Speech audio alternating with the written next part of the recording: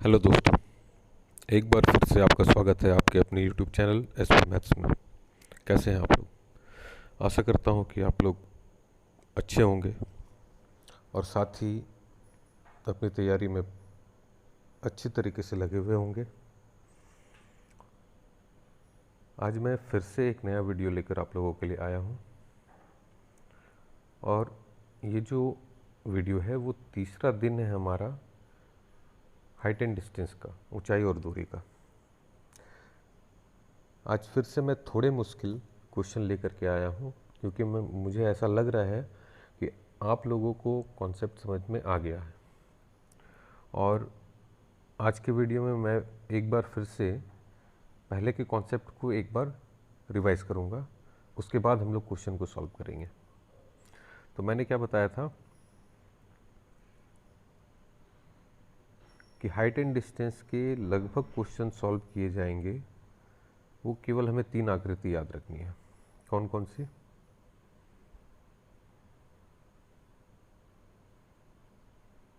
एक त्रिभुज ऐसा होगा जिसके आधार में बनने वाला कोण कितना है? 60 डिग्री का। एक दूसरा त्रिभुज ऐसा होगा जिसके आधार में बनने वाला कोण कितना है?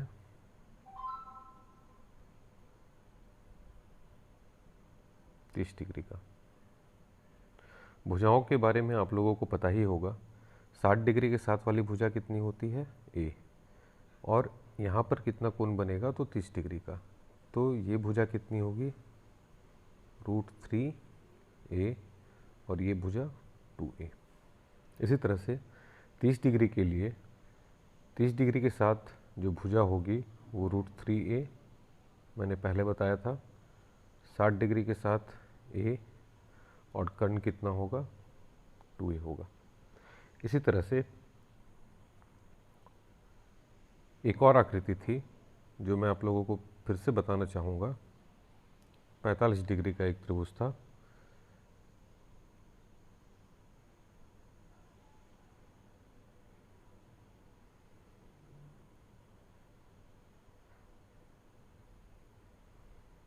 पैंतालीस डिग्री।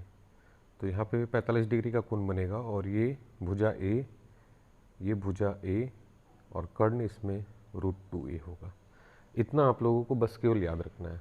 क्वेश्चन खुद ब खुद सॉल्व होगा बिना ज़्यादा समय गवाए। तो चलिए अब हम लोग आगे क्वेश्चन को सॉल्व करते हैं।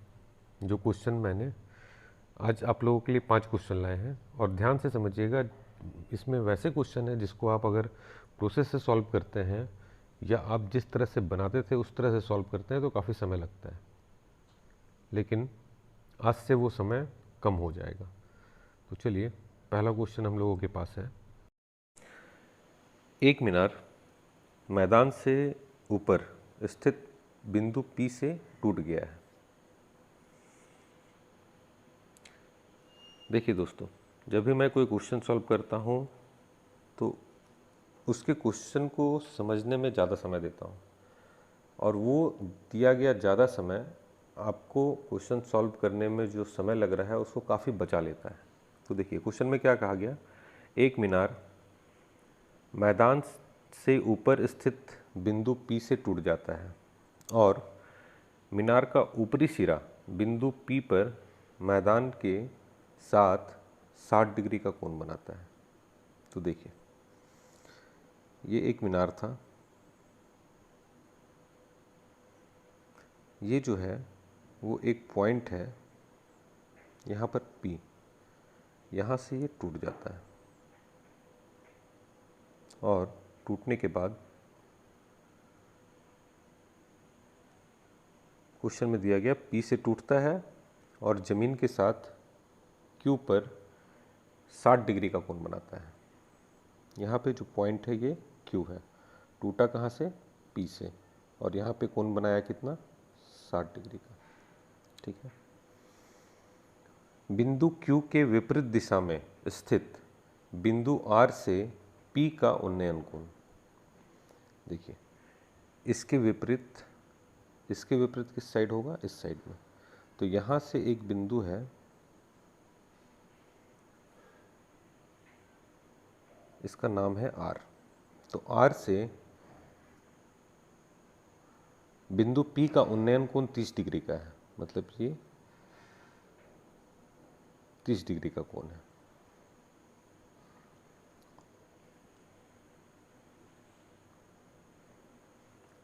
उन्नयन कोण 30 डिग्री का। यदि QR 180 मीटर है, QR कहाँ पे है, ये पूरा डिस्टेंस कितना है 180 मीटर है।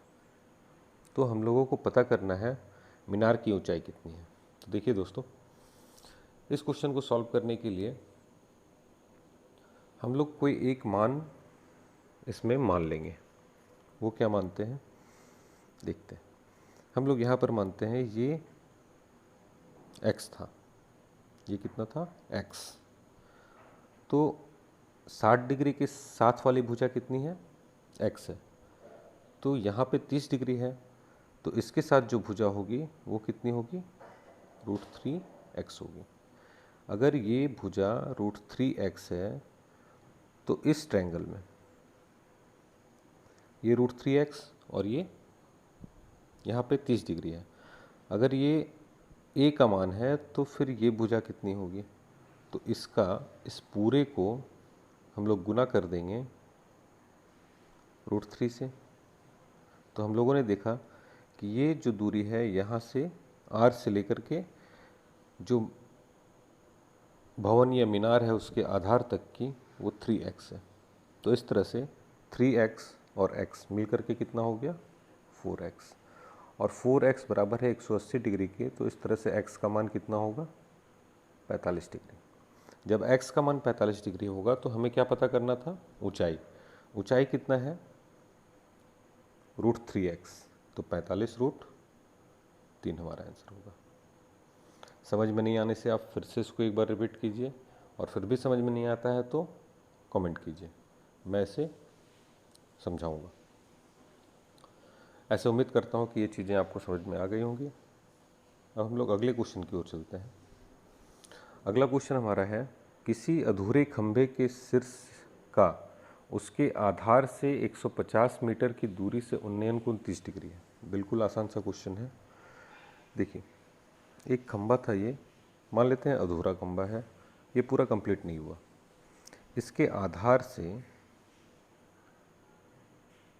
एक पॉइंट है यहाँ से, जो कि कितना दूर है 150 मीटर। यहाँ से उन्नयन कोण जो बन रहा है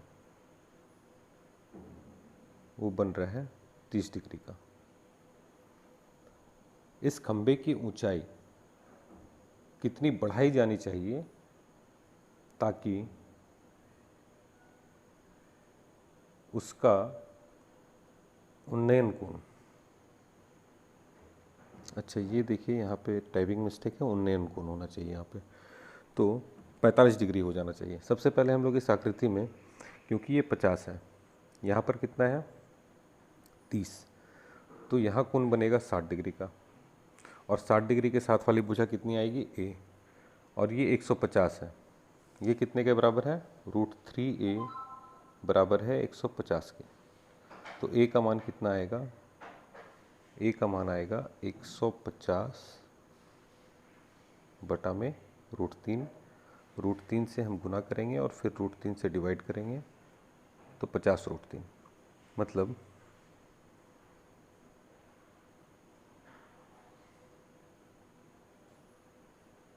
यहाँ की भुजा जो है वो 50√3 आनी चाहिए।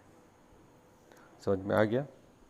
अब देखिए, इसमें क्वेश्चन में कहा गया कि हमें उन्नयन कोण कितना चाहिए, उन्नयन कोण हमें चाहिए 45 डिग्री का। तो 45 डिग्री के उन्नयन कोण के लिए हमें ये पॉइंट जो है इसे क्या करना होगा, ऊपर की ओर ले जाना होगा। तो यहाँ से ऐसा एक लाइन जाएगा, तो ये 45 डिग्री का। अब यहाँ पे उन्नयन कोण कितना बन गया 45 डिग्री का। तो हमें ये ऊंचाई पता करनी है। ये ऊंचाई पता करने के लिए देखिए, आधार हमारे पास कितना है 150 का, क्योंकि यहाँ 45 डिग्री का कोण बन रहा है, तो मैंने बताया था कि 45 डिग्री के एंगल में यहाँ 45 डिग्री और यहाँ 45 डिग्री होने पर ये दोनों कितना होगा, इक्वल होगा। तो ये साइड हो गया 150। हमें पता करना है कि आखिर मीनार की ऊंचाई कितनी बढ़ाई जानी चाहिए। तो देखिए यहाँ से यहाँ तक की जो ऊंचाई है वो कितनी है, 150 मीटर, और यहाँ से यहाँ तक की ऊंचाई मैंने कितनी कैलकुलेट की, 50√3। तो हमारा आंसर क्या आएगा, 150 माइनस 50√3। 50 हम लोग इससे बाहर निकालेंगे और 3 माइनस इतना बचेगा, या फिर आप √3 50√3 बाहर निकालिए और 1 माइनस √3। ये डिपेंड करता है ऑप्शन कैसा होगा। मैंने आज जितने भी क्वेश्चन बताए उसमें ऑप्शन इसलिए नहीं लिया क्योंकि ऑप्शन में अगर पूछा जाए कि √3 का मान 1.73 है तो इस हिसाब से आप कैलकुलेट कर सकते हैं। तो सबसे पहले आप लोगों को सीखना है क्वेश्चन को सॉल्व करना, फिर उसके बाद देखेंगे कि ऑप्शन में किस तरीके से जाना है। अगला क्वेश्चन, एक पतंग आकाश में उड़ रहा है। क्वेश्चन क्या है, एक पतंग है। चलिए पहले पतंग एक बनाया जाए।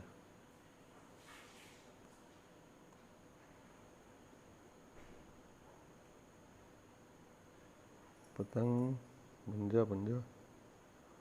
हाँ, एक पतंग है ये, मान लिया ये एक पतंग है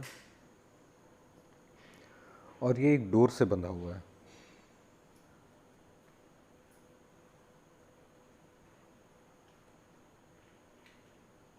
इस डोर की लंबाई 420 मीटर है। साथ ही ये जमीन के साथ जो उन्नयन कोण बना रहा है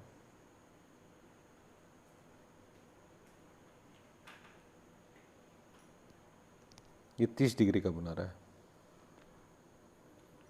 तो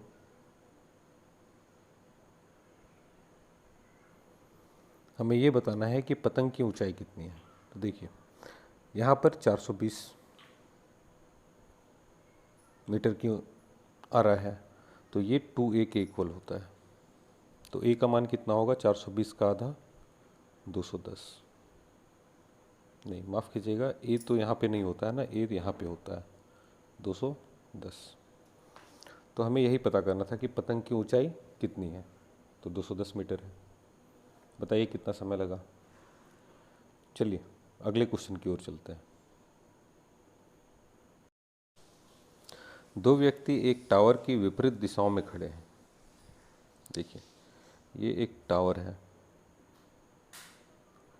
इसके विपरीत दिशाओं में दो व्यक्ति खड़े हैं, एक यहाँ एक यहाँ।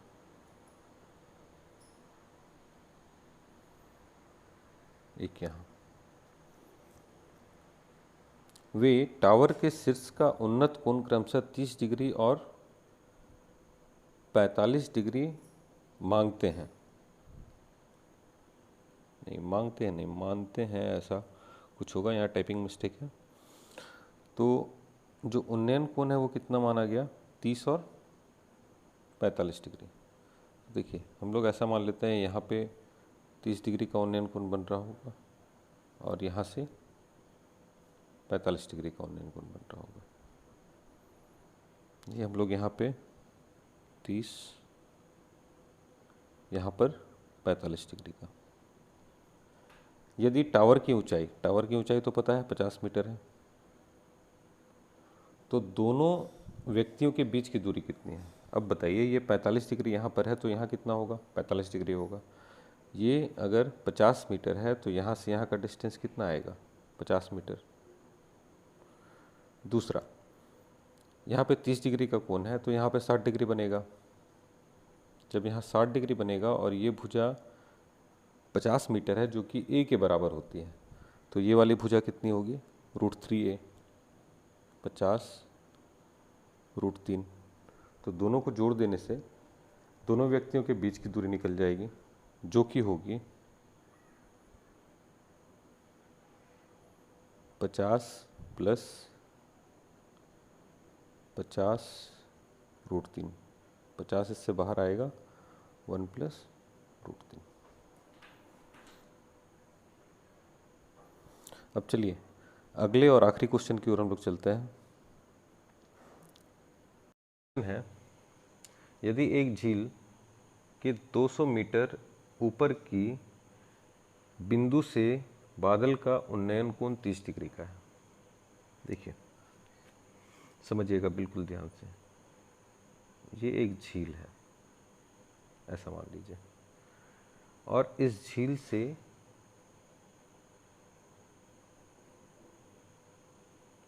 दो मीटर ऊपर ये जो दूरी है वो कितनी है, 200 मीटर। ऊपर से बादल का उन्नयन कोण, अब देखिए यहाँ पर बादल था और इसका जो उन्नयन कोण है किस पॉइंट से, झील के 200 मीटर ऊपर से, ये कितना है, 30 डिग्री का है। देखिए यहाँ पे जो कोण बन रहा है वो 30 डिग्री का है, ये ऊंचाई 200 मीटर है। अब फिर थोड़ा क्वेश्चन में आगे बढ़ते हैं।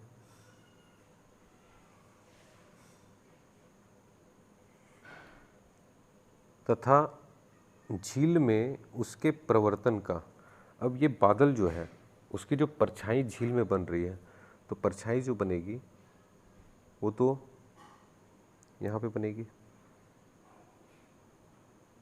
मान लीजिए यहाँ पे बनेगी, ये परछाई है। तो अवनति कोण कहाँ से, झील के 200 मीटर ऊपर से जो अवनति कोण है वो बन रहा है 60 डिग्री का। अवनति कोण कितना बन रहा है, 60 डिग्री का। तो हमें झील के ऊपर बादल की ऊंचाई बतानी है। देखिए बिल्कुल आसान क्वेश्चन है, अगर आप इसे प्रोसेस से सॉल्व करते हैं तो आप सॉल्व करके देखिए, और मैं आपको जिस तरह से बता रहा हूँ वो भी आप देखिए। दोस्तों जैसा कि मैंने बताया ये ऊंचाई 200 मीटर की है। अगर ये ऊंचाई 200 मीटर की है तो झील के ऊपर 200 मीटर, ये इस साइड भी होगा। अब देखिए क्वेश्चन को सॉल्व करना काफ़ी इजी है, बस आप लोग ध्यान से समझिए चीज़ों को। पहला जो ट्रायंगल बन रहा है ऊपर की ओर, ये 30 डिग्री का, तो हम लोग ऐसा मान लेते हैं कि यहाँ पे जो भुजा है वो कितनी है, ए है। अगर ये भुजा ए है, यहाँ पे 60 डिग्री का कोण बन रहा है, तो 60 डिग्री के साथ वाली भुजा ए, तो 30 डिग्री के साथ जो भुजा बनेगी ये वाली भुजा, ये कितनी होगी, √3a। ठीक है, अब ये अगर √3a है, ये भुजा अगर √3a है और यहाँ पे कोण बन रहा है 60 डिग्री का, तो यहाँ कितना कोण बन रहा है, 30 डिग्री का। 60 डिग्री के साथ जो भुजा है उसका मान a के बराबर होता है, 1 के बराबर होता है, और 30 डिग्री के साथ वाली भुजा का मान उसका √3 गुना होता है। तो इसको हम लोग √3 से गुना करेंगे तो ये कितना मिलेगा, 3a। आप लोगों को एक चीज़ यहाँ पर ध्यान देना है कि ये 3a यहाँ से लेकर के यहाँ तक की दूरी है, जिसमें कि ये 200 मीटर भी शामिल है। ठीक है, और इसके ऊपर का जो दूरी है वो कितना है, a है।